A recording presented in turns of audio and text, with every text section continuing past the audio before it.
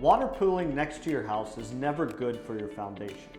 Stay tuned to hear everything you need to know about installing downspout extensions.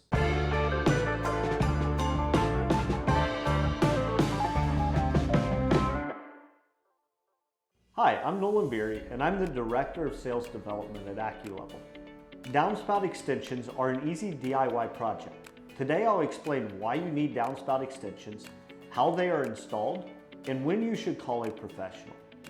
Before we go any further, please give us a thumbs up and ring that bell. Let's get started. When we're talking about downspout extensions, it seems like just an easy thing to do, and maybe I should or maybe I shouldn't do it, but I'll get around to it kind of things. The one thing that I've learned through my years of working with AccuLevel and the experience of seeing this is the number one thing that I would like to tell every homeowner. This could help save you thousands of dollars down the road. And it's a very easy and inexpensive thing to do. Every day we go to homes and see foundations sinking, usually because the downspouts just been dumping right on the corner of the house for years. And so instead of spending a few bucks to go do a downspout, spending a Saturday to extending that downspout, now you're spending thousands of dollars to repair the foundation of the home that probably will never go back to the way that it was. And so this is one of the quickest and easiest things that you can do to help delay those kind of repairs or to prevent those repairs from being needed at your home.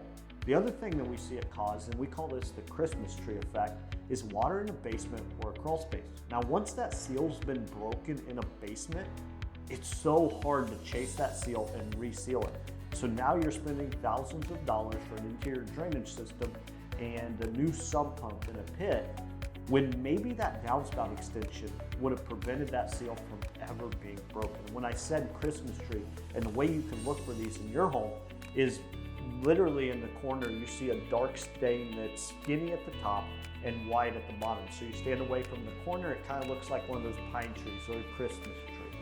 And that's what I'm talking about as one of those indicators that this could have been the cause of water or moisture in your crawl space or basement. So now when we're talking about actually doing the downspout extensions yourself, there's two different types. There's one that you've probably seen on tons of different houses, and maybe your house yourself. It's just simply going to your local department store, getting the attachment and laying it out on top of the ground to get that water 5-10 foot away. This is doing the job.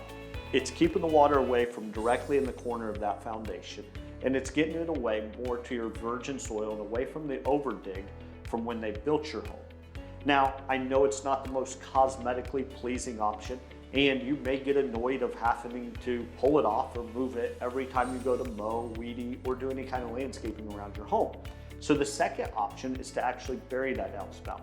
So you're gonna use a very similar type product, but you're gonna take that, you're gonna bury it right underneath the ground level and run it to a pop-up. And these are just 90-degree 4-inch PVCs with a green cap on top that opens up and lifts up when the water's flowing. And you put some pea gravel underneath the bottom of this. Now, there's a couple points on this. This gets a little bit more complicated, right? We have a little bit extra labor. We're digging out there on a weekend or on an evening. And so you're gonna get a little bit sweaty. It's gonna take some more work. So those are the two options on how you can install downspout extensions. Number one, if you have a bunch of those downspouts and you're wanting to get them underneath ground, maybe you're wanting to get them underneath a sidewalk or on the other side of a driveway. This can take a lot more work than what maybe it sounds like. And so maybe it's just something that, hey, I want to get a good idea of what it would look like for somebody else to do it, how they would do it kind of thing. That'd be number one best time to call a professional.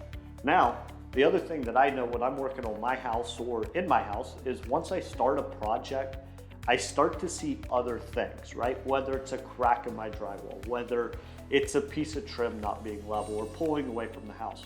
Same thing could happen when you're doing your downspout extensions. Maybe you see a crack in your foundation.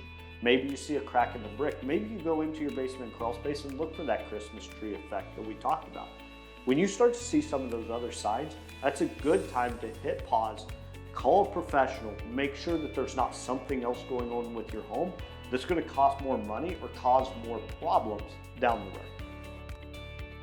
To schedule an appointment with one of our project advisors, give us a call or go to our homepage, AccuLevel.com, and click the Book a Consultation button.